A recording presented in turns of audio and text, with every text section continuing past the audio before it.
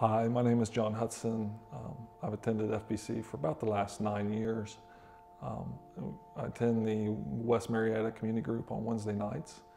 The last several weeks we've been reading J.I. Packer's Knowing God.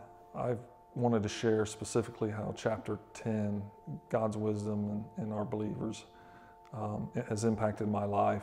Through the read of chapter 10, I've come to the realization that God's wisdom, biblical wisdom, is not what I had perceived it to be. I have been burdened and have had to confess sin in my heart regarding my approach to seeking biblical wisdom. I believed that if I studied enough, prayed enough, got enough biblical counseling, that every decision that came up in my life, that I would be able to somehow strategically navigate those decisions and make the best overall decision to help God's plan to make it, the easiest solution for me personally.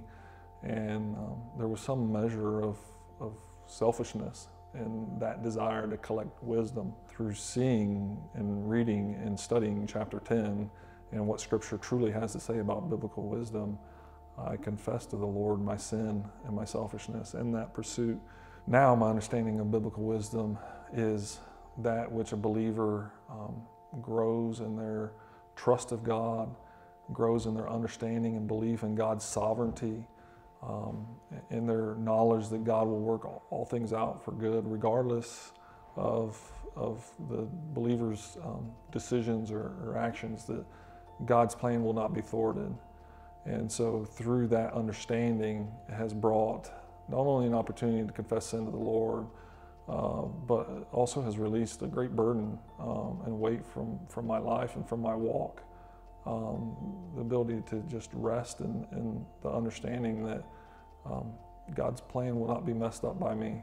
And I don't need to chase and run after some selfish motive to try to attain wisdom. Rather, I can leave that at God's feet, and I can rest in knowing He's in control of all things and His plan will not be stopped, and that He loves me.